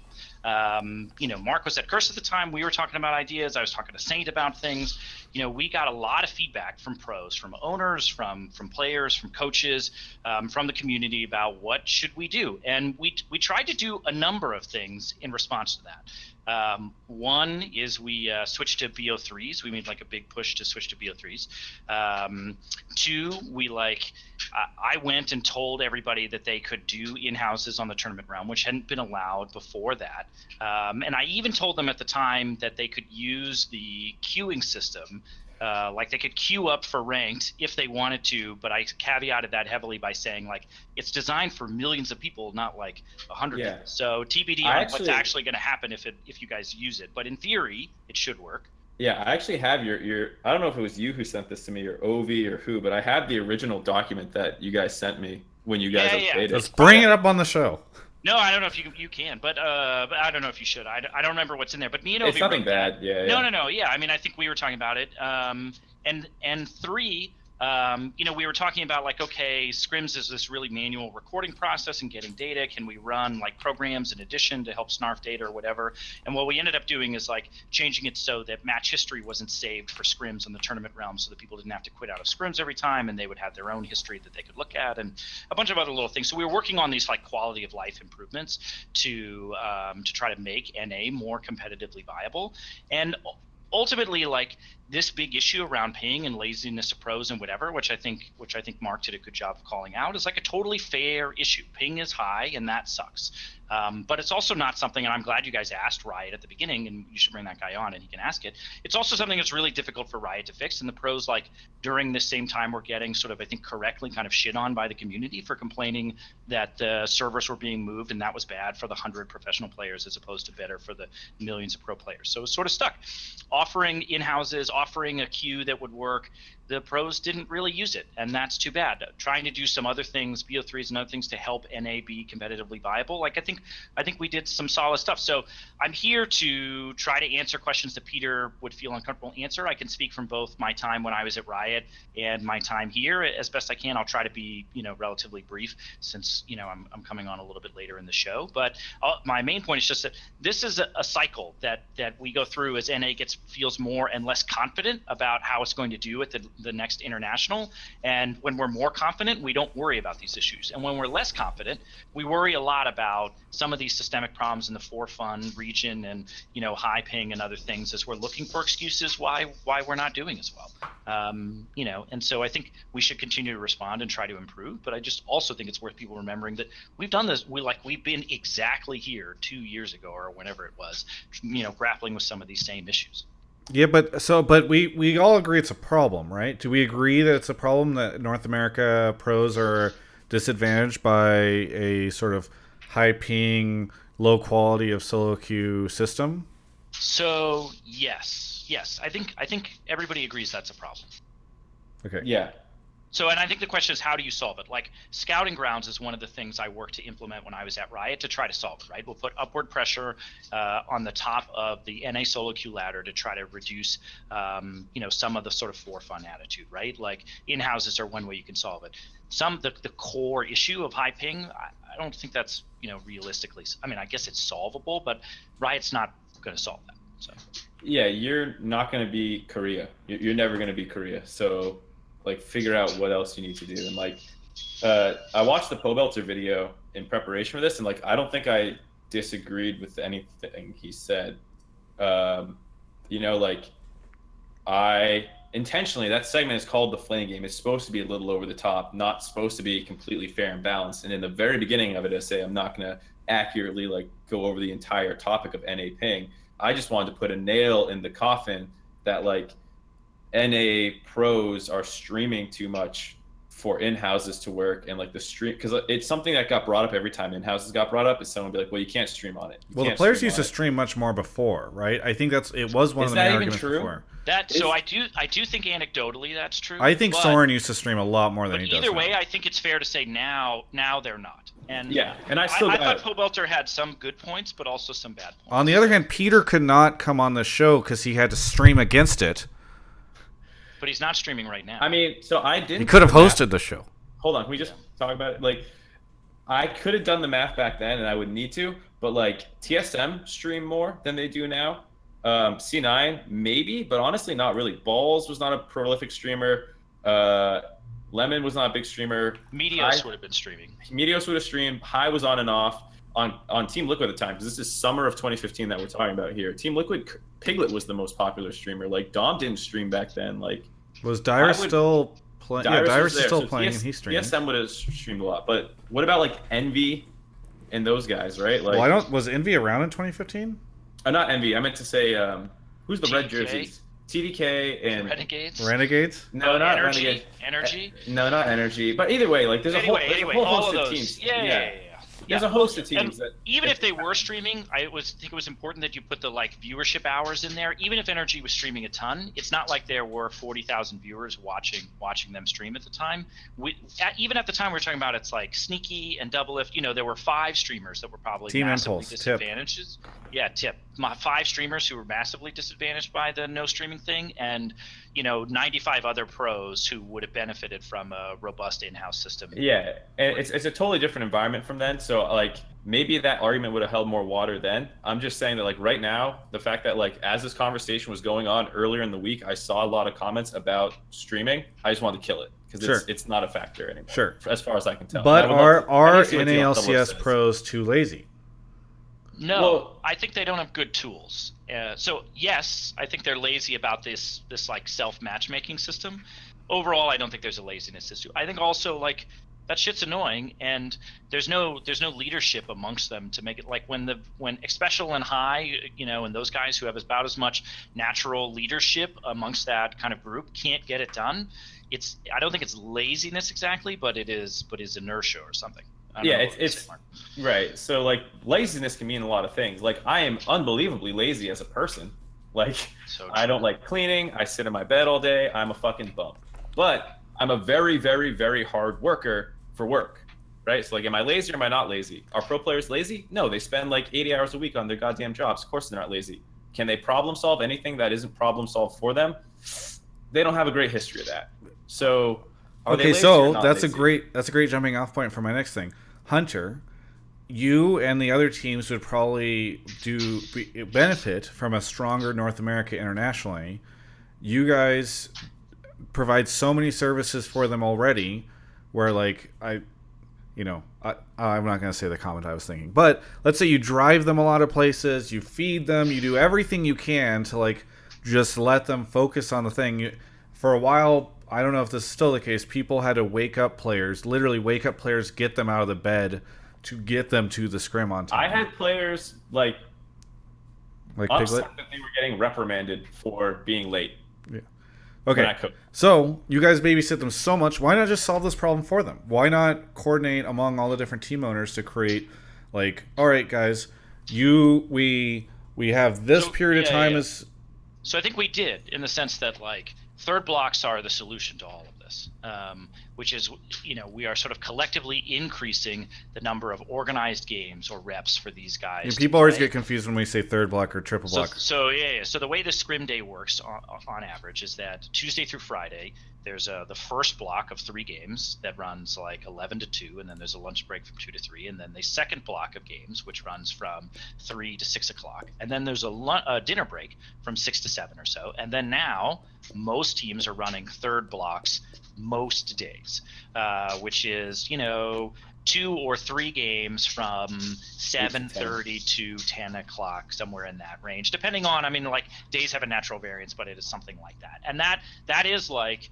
and I think the one part about what Pobelter said, and I think Darshan said this too, that I really do agree with, is that this is probably the best short-term solution for these things, which is you just increase the number of organized games. Now, third blocks are more casual than the first 2 blocks. Oh, really? Third blocks are not taken seriously? Not intentionally, just sort of they're at the end of the day, they're more tired. They've like used a lot of their brain cells and energy in the first 2 blocks, and so people are unintentionally, I think, just slightly less serious. So it is closer to kind of a solo queue environment in that sense. It is a nice kind of middle ground, and that is like directly trying to solve that, which is getting these guys more reps on a low ping model. You can use your academy team to do this. You can use another LCS team. Different teams are taking different approaches to getting more reps on that low ping server. Yeah, so I've definitely heard that exact same thing, where like the third block, by the time you get there, a lot of the time is kind of just like it's not great practice compared to the first 2, is what I hear. So I definitely agree with that. The other thing I agree with Pobelter is like players have tried this, and I think the players that did put the effort in way back in 2016, when Bjergsen was the one who was doing a lot of the legwork on trying to get in-houses off the ground, High being another guy who at one point did a lot of legwork, and Special, I think, also having a period of time where he did a lot of legwork. They had like a scrim doc or like a in-house doc, and they got people in there, and the problem was 11 to 20 people would show up, and that's not enough people, and you need to hit a critical mass before it becomes useful. And that's why I would say, like, it's not fair to universally label all people in the North American scene as lazy, but you can say, if you couldn't get your own teammates to do it, because I heard that was a problem, not all the teammates, even on a single team, were invested in it, then like, of course it's going to fall flat. But is that a problem with the idea of in-houses, or is that a problem with the execution? or I mentality? think a bit of I think a bit of both. As in, Yeah. like, it only takes a couple people to screw up in houses for everybody. And I think while the scene has gotten significantly more professional in the last 2 years, some of those things you're mentioning, Travis, for most teams, I don't think are an issue anymore. People get up, they come to work, like you don't have to worry about that stuff. If you need 50 people, if one person doesn't show up, that's 9 other people who have to sit around doing nothing because they don't have a 10th guy. So, like, I think in-houses can solve a certain amount of things for, like, the dedicated few, but they're not like a great general solution. So Right. yeah, I think one thing I want to myth bust is the player base thing. I think the player base excuse is, like, I think that's a bad excuse for pro players to make, and I think it's a bad thing for the region to fall back on. So a large player base is going to increase, right, like the average skill of a Masters tier player, because there are more people funneling up, right? And so you're going to discover more better players. But basically, when the pros are saying we don't have enough good players at high elo, what they're really saying is I am international tier, but everyone else at this level is not, and so I can't get good enough practice. When the truth is, some percentage of them would be replaced by whatever those other players are who would be moving up in that system. And so I think it's like it's a shitty dodge. There are enough good players at high level that queue times are relatively low and they're getting good enough quality games. I don't think, like, the average quality of a high elo game is a legitimate problem for practice, given what they all say is what they do during practice, right? So I actually, on 2 levels, I think that is, like, a really bad argument. Well, I want to. So on that level, I agree. But I think if you're talking about just, like, in terms of raw talent pool of North American skill, I actually agree that the player base is the problem. I should be complaining about that, not my players, right? Like, I should be complaining about that because I want the best players possible so that I can win worlds. And players should be saying, in a sense, like, I want better teammates, so I need. But, like, from it makes me better sort of feel, I think that's kind of a crappy. I get it, but I think it's kind of a crappy excuse and not one I think the players should fall back on. All right. I mean, I understand it too. Like, I think when you go from playing in Korea to coming back to NA, it probably feels really bad. Isn't there a chance? Sorry to cut in. Isn't there a chance that, given more, if you had a larger player base, you would have more.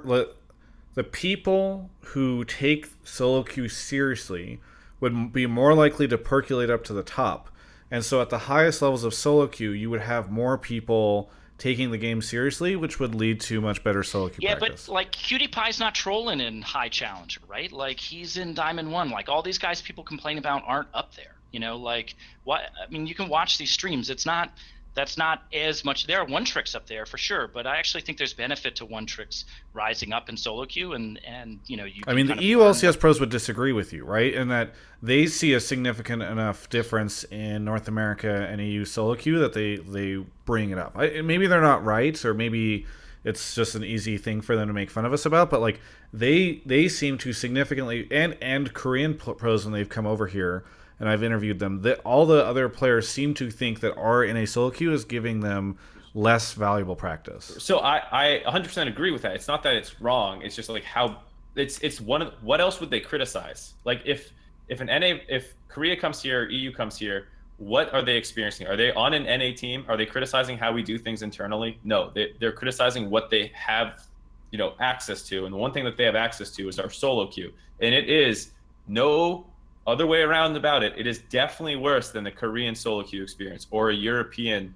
solo queue experience, and I don't take any issue with that. But all I'm saying is I think it's not as big of an issue as the greater North American issues that we have as a region for why we don't win. I just think it's one of the most publicly facing ones, because when people come over here and they're like, why is NA bad? They have no fucking idea about how we do things, but they play on our solo queue and they can talk about that. And they have to grind from Plat 1 all the way up, right? So they're seeing the whole journey, including that middle diamond tier of, sort of mediocre. D1 police or whatever the guy's name is. Yeah, exactly, right. All right, well, let's take some calls because we're starting to run out of time. Yeah. Bring it on. Saint, if you want to come on, I would love to have you on and talk about it. Saint Vicious is in the chat if he wants to come on. Yeah. So do you want to get a set of new questions going, Mark? I think the sushi one's relevant enough. The sushi one is good. I just want, like, we've reintroduced a whole new topic. I feel like people should have a new chance to come on the show. I mean, a lot of people put their topics in expecting this to be the topic. Okay. Well, sorry guys, if you want to come on the show. Well, it's also 9:50. Mark You're asking says me it's to pull too new late. people. Hey guys, you guys want to get on the show when we hang up in 10, 20 minutes? All right. Snake's finishing a game, and then he'll be the last caller. Let's try Okay. and get through these guys quick then. Yeah, really quickly, thank you to Jedi Mace for subbing, Dr. Manhattan 18, who says 8 months, woohoo. The Undead Titan, keep up the great work. Hawoobs gifted a sub to Pluto, ESXT, sub 360, Kieran Goff, Christian 0369 sent 10,000 bits, or 1,000 bits, not 10,000, 1,000 bits, which is still great. JD, Jared HTM, and Fragbite Light. We've got Sushi back on the show. Sushi, you want to re-ask your question? All right, so my question is that should NA have like multiple servers or like a hub of servers, just like in China, because the ping issue that a lot of people are bringing back up? You want to talk about breaking up our top player base even more? That could be an issue. I think that's the challenge, is that the bulk of the player base is in the East Coast and all of the pros are in the West Coast. So, you're going to probably exacerbate whatever the core problem on the kind of player base size is if you split the region in half in some form to get lower ping. Yeah, the two factors that are playing against each other is how many people do you have up there playing who are good, and how many people also have low ping. And those two things are actually at odds with each other. If you try and fix ping, you make the other one worse. If you try and fix the player base, you make the ping worse. And, ping doesn't matter for like 30 to 60 ping doesn't matter for 99.5% of the players. As much as there's probably a lot of people that are watching this that would be like, I'd be Diamond 1 if it wasn't for my 60 ping, my mechanics are... Like, it really doesn't matter, I think. Kloss got top 200 challenger from 200 ping in Venezuela. I mean, Sneaky hit top 100 from Florida back when it had 100 something, ping. Well, it's solvable, but... Yeah, but like I'm saying, like we have a ping. Well, we have a server in California and a server or let's say currently in Chicago, right? But those two connect to a main hub, like in the middle, so people still could play with each other and have the same type. Yeah, so I'm not a network technician, but I'm pretty sure it doesn't work that way. Like it doesn't. Everybody's playing in one centralized server farm. It's in Chicago right now. I think if you decentralize it, you end up with what China is. And again, so you could have like a West Coast server, but then you're just going to have the West Coast players on it. Right. What if we take an Ethernet cable from Los Angeles to Chicago? Dark fiber everywhere. Do you want me to say latency so you don't freak out? Because he's freaking out about ping. I think he wants us to say latency. But either way, I don't know. The bigger issue that comes too is what happens when the West Coast becomes the good server, right? Like if you even you can't make two and then put a hub in the middle because that's still the same problem of transmission time. As far as I understand, it would be easier, and a lot of people suggest this. There's no way this would ever happen. It would be easier to move LCS to Chicago than to create two servers. I think that's an easier solve. So not really, but yes. I mean, that would be yes. That's an incredibly expensive solution, but when we regionalize and TSM buys Chicago as their home because they want the lowest ping, then their latency, whatever. Then when you're in game, it's called ping. Then they can practice with the best conditions. Yeah. Sushi, thank you so much for your call. Sorry if we shut down your question. No, I think it's a great question. There just is there is unfortunately a good answer. Not a good answer. Well, probably there's a practical answer. Yeah. Probably in the future, something might happen. Yeah, you live in Seattle, right? Yep. Does the whole city take the day off for Prime Day? Travis, we don't got much time here, dog. We're out here memeing it up. Come on, man. Sushi, thank you so much for your call. All right, no problem. All right. Moving on to the next caller and some shout-outs. I'm lagging. Ari Waddle, resub for 6 months. Hire an arrow for 4th host. I don't even know who that is. It's a washed-up coach. Highbit subbed. Tsunami Chef subbed. Hassan 23 subbed. Isel Corn 360. St. Louis Slayer 24. Blue Jay 1344 resubbed and says, hi Mark, hi Nathan, hi Kelby, hi Kobe, hi chat. We got our next caller on the show, which is Ben. Ben, where are you calling from? I'm in Nashville. Nashville. Is your icon a naked man on Discord? Or is that a live? Is that a live image of you right now? Oh yeah, that's me. Where are you? It's really bright. Yeah.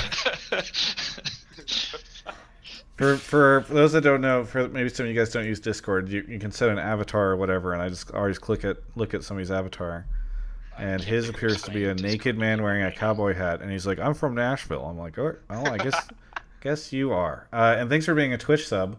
What do you want to talk about on the show? So, I want to talk about CLG because I think they're on the up and up, and I think they're going to win the split. Wait, is Nick Allen still here? He's still I don't here. know. I have to strongly disagree. The CLG leadership is just in shambles. Bring back Kelby May. That's what I was saying. So what I would say is I think we saw the elimination, disillusionment nerf that hit CLG in the final week. I think if we had beat TSM to keep CLG alive, they would have closed out last split, won out and kept going, but we undercut their momentum, and so I think they figured out what makes them good. Now I have no idea if they're going to win this split. I think it's very early in a highly, a very a combination of both parity and inconsistency, but I definitely think there's a lot to be happy about there if you're a CLG fan, for sure. Now we play them on Saturday, so that's one loss ahead of them in their schedule, and then but yeah, I think CLG's got a shot. I think they're clearly bouncing back, and I think C9 and Echo Fox and 100 Thieves struggling or making questionable decisions from a management standpoint opens the door for a bunch of new people to potentially make playoffs, and at that point, anything's possible. Questionable decisions? Are you calling out your colleagues? Not by name. Okay. Holy. Hunter, you talk about leaving the door open for other teams. How is the door open for you guys? I thought you guys were the devil and a horrible org, but here you are at 4-4. What's going on? So I don't think those are mutually exclusive. I can be the devil, and we can be a horrible org. We certainly wouldn't be the first horrible org to make playoffs in the NALCS. That's a great answer. Okay, sorry. So back to the CLG stuff, not the Golden Guardian stuff. No, I think their bottom lane is amazing. Biofrost is tremendous. I think they have figured out what they can do well. And statistically, I think there's a ton of great arguments about both their jungle top lane synergy and their bottom lane to help them get ahead. Mark, I assume I don't know about your early power rankings, but you have them as a playoff team at a minimum, right? Yeah, at this point, absolutely. I would have had them pretty highly rated. I didn't do them for summer, but like you said, the 6-0 thing, and then they went 0-2 on the last week once their dreams were dead. I agree, they would have probably won those games or at least looked good in them had that not happened. And then they pick up right where they left off, basically, because it was Stixay and Biofrost. What happened for them was it was a carry top meta in the first half of Spring Split, and they tried to play around Darshan, and for whatever reason, it just didn't work out. And then right when the meta kind of flipped, they also said that they made Biofrost their primary shot caller or something around the same time. And then out of nowhere, they go on a monstrous win streak. And since then, they kind of found their identity. And I think they're definitely headed for playoffs. And their early game's disgusting. Their bot lane's disgusting. They have a really good chance of getting pretty far based off how the other top teams look. Yeah, so Mark, is it that they're good or is it that the other teams are bad? Because that's the question I was going to say. Is that it just you got fucking Team Liquid, they have one game where they look great, and the next game where I'm like, why is this team in LCS? I have this really amazing stat that Jack gave me that I'm going to blow here, and he's going to get really mad at me. Nice. I love it when you blow Jet. I love blowing Jet's load stats. So anyways. So we looked at because his predictions are awful right now. He's below 50% prediction rate. He's Jet, what's going on? Yes. Hasn't he been? His switch to analyst has been. He beat me last split, and then this split he's in the gutter. Okay. But so we were trying to figure out why that was happening, and he looked at every time a higher seeded team played a lower seeded team, and how often an upset happened. And an upset actually happened 64% of the time. Really? Yeah. I mean, FlyQuest, Golden Guardians, CLG, there are teams doing surprisingly well so far. Yeah, but it's not even just from last season; it includes this season. So anytime like Team Liquid plays someone below them, that counts as like if it's an upset or not. So literally 64% of the time, the worst team wins. And then we checked EU just to compare it. EU, it happens 26% of the time. Yeah. So like it's a crazy season right now. I think it's pretty clear that none of the top teams are actually that great. Which probably just means North America sucks, right? If I'm being honest, yes. I think every region should have like their clear best teams, and we don't, which is not a good thing. We don't, at least right now. Right, not yet. Maybe we get one. But like, Golden Guardians is on the rise, so they're heading that direction. They're figuring it out. Yeah. Yep. Very good. Yeah, I mean, I think the CLG stuff is interesting. I'm excited for it. They're the only team that's ever shown up on the international stage. So, my former colleague Taylor, anytime another team loses on the international stage, North America, he just tweets like, "CLG would have won this."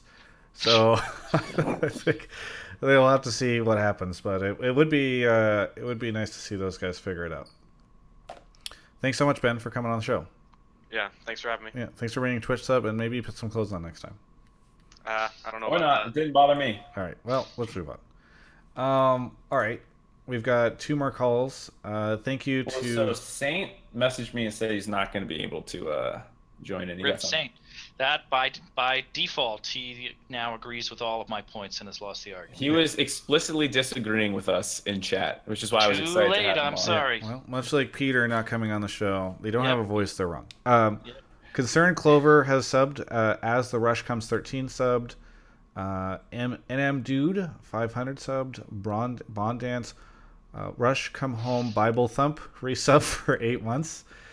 And then a slew of Boba Cola gifts, which I will get to. You should just have Saint on next week. This topic's not going anywhere. You know, like who knows? I This mean, is going to be a thing people are. Much like U.S. I politics, know, we'll just shift to conversations something move else. fast, but I feel like this is sort of evergreen. I think for this split until Divide NZL is on the show. He's a Twitch sub. I should say, I believe it's a he, based on his picture, holding a hawk. And his game that he is playing, according to Discord, is Watching Garbage Anime. So happy to have you on the show, Divide. Where are you calling from? I'm down near Queenstown, New Zealand. It's a hawk that my friend found, just kind of sitting in a bush, and so we fed it some steak and picked it up. So this is the most New Zealand call I've ever had, just from the first 10 seconds. Do most New Zealanders watch garbage anime? I probably not. Okay, so it's just you then. Yeah, I will self-admitted degenerate. Yeah. What time? What time is it there? It's 5 o'clock. I just finished work. Okay. Where do you work? Holy moly. Just a courier driver. Nice. Very cool. Do you use the hawk now for the courier? Honestly, that would be awesome. Yeah. Just kind of worried it'd scratch people. Yeah, but... that's true. Hey, what do you want to talk about on the show? I had a question for Hunter. You guys, Golden Guardians finished 10th last split, not to be mean or anything, but this split you guys are tied for 5th and 4 and 4. You've only really made a change with the mid laner and adding X-Special as assistant coach. So is it within the team or is it with those players that's made the change? It's with the other team sucking. Both. I mean, I think like I said earlier, I do think I think some teams overperformed in spring relative to what I think was their base skill level, and we're seeing some teams come back down to earth. I think some teams have unquestionably made themselves worse, at least in the short term. And whether that pans out for them in the long term or not, TBD. Like Cloud9 might be struggling now and figure it all out and win their final 10 games and get to first, and 100 Thieves may take some short-term pain and then circle back, and same with Echo Fox with some of their changes, right? But so I think those definitely benefit us, we are still getting, like, I think, overlooked. We get the TLs looking past us kind of game where we get to sneak up on them, or they take a risk against us that they probably shouldn't take. So I think that works in our favor, but I also think we're better than we were last split. Some of that is Mickey brings a different thing to the team than I did. Some of that is X-Special, I think, leading reviews, provides a different level of feedback for the guys in kind of day-to-day practice. And some of that is that, like, we created this leadership sort of vacuum that that Lorlo and Contracts and Matt are all, filling in different ways. And I think we're getting better and better still at kind of picking up some of those pieces. One of the things that I really enjoyed, I aired the Deathly interview right before the start of this. I don't know if you saw it, Hunter. Pieces, yeah. Yeah, he did say "fuck you." Did you catch that? I didn't, but he said "fuck right you, back Hunter" at you. specifically. Yeah, right back at you. Okay. Well, anyway, he was mentioning that Xpecial basically forced him to play Heimerdinger. He didn't want to, but I think that's a good sign. I think it's a good sign. So, I think it's definitely an interesting. There's a kind of and I'm sure Mark can speak to this. There's like a tug of war between coaches and players around experimentation in a lot of ways. Like players are League is a pretty risk averse thing to begin with, and pro players in particular, for sensitivity reasons and limited time reasons and other things, are can be very reluctant to experiment. And coaches have a lot of ideas around what would be good, and so every team has a different kind of ease with trying new things out and experimenting and potentially wasting time doing something. And that's one where I think Xpecial made a really great call, and Matthew actually picked it up really fast and found a natural sort of play style that worked for him. But it's I think every team has to figure out how much experimentation they're comfortable with and how much time they're willing to put towards it. How are you feeling these days, given because I know just from talking to you guys that the team was having a tough time last split, even though this was all kind of according to your plan, right? We did that interview at the start of the split, and you said we're going to be 10th the spring split. We'll get a solid 6 maybe in summer. No, but I mean there was an intention that you guys were not going to come out as a top tier team, and that you were potentially going to struggle while you found your footing because you were looking at players who had potentially been overlooked on their former teams. It does feel like the plan is possibly working now. Yeah, I think it's possibly working now. So obviously I feel much better. Although, we won these two. We had our first 2-0 weekend when I was not there because I was in New York for NBA 2K. And so that is sad. But overall, I think we should feel happy. I think we've now won 4 games. We won 4 games last split.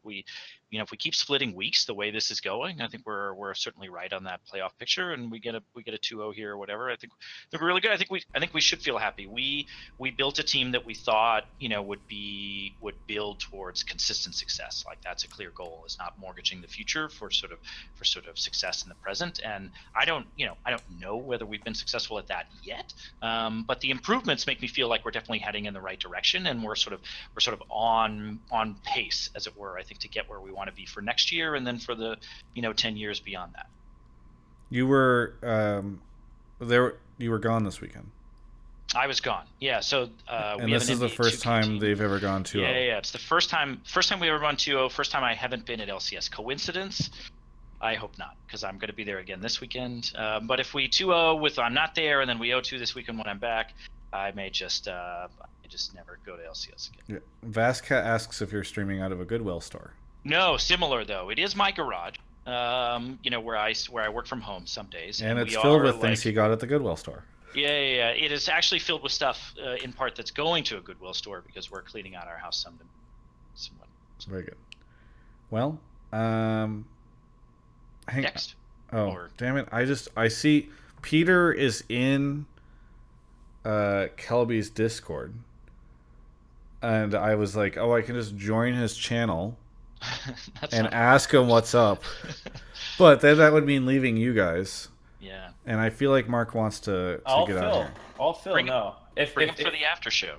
If it was Sand or Doublelift, I'll take another. Yeah. And I can go, or I can answer one question while you talk. Why don't we can all... Mark, do you have Kelby's Discord? No. Let's not do that. I'm going to link it to you right now. How about you go in there and ask if they want to come on here? No, because Peter, we just talked about this. Pro players are lazy. He won't... If we invade that channel and we tell... I'm not going to just drop in and be like, hey, let's discuss this shit, because he probably is relaxing. I mean, he's not here for a reason, right? Yeah. He knows where you are. He's not all here for a reason. All right, Twitch chat. Just understand that we would have had Peter on the show if it wasn't for Mark and Hunter. I want to talk to him. I don't want to jump in Discord. I want to answer another question, or not. We don't have another question. So you and I but talk. We do have our New Zealand friend still is here. Divide. Thank you so Travis. much for your call. Did we address all your thoughts? Pretty much. The only other thing, do you reckon that being 10th place has actually helped you and motivated you to really try better? Before you answer that, Travis, can you go ask Doublelift? Just you can go and leave and come back. How would Hunter? Oh yeah. How we would can't anyone talk. hear what Hunter's No, saying? ask him if he wants to talk Just type and to then him invite on him Skype here. or something. Yeah, go ask him is what I'm saying. You Well, can no, leave if he this. leaves Mark. the Discord, the audio goes If I with- leave Discord, how everyone will just hear the Peter conversation That's instead. fine. That's just like the show's over at this point.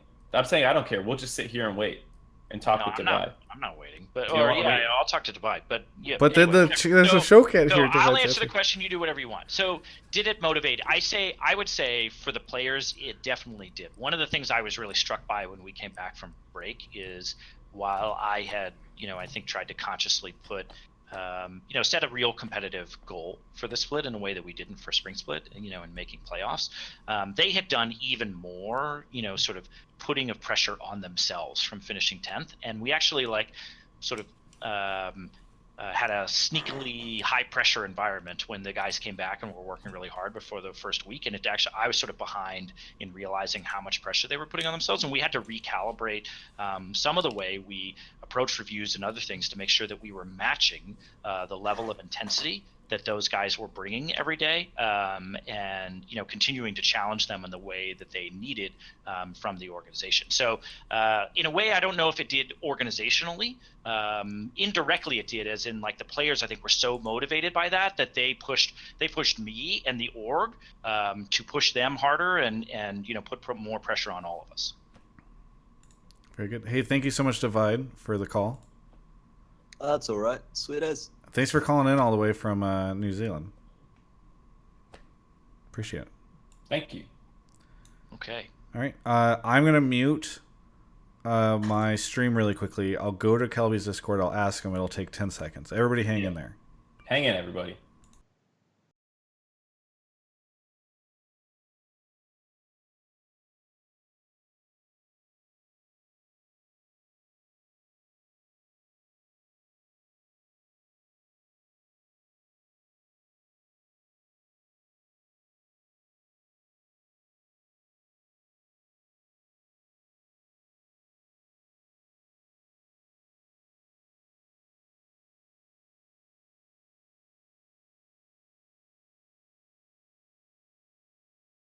You're on stream right now. Kelby, okay. you're on Cool, stream. good to know. Do you want to say hi to Hotline League? Hello, Hotline League. If you were...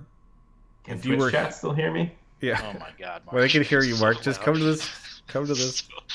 So Kelby, do you have anything Mark, you want to you're say to the so Hotline loud. League audience? Yeah. Try Tretch on Legendary at your own risk.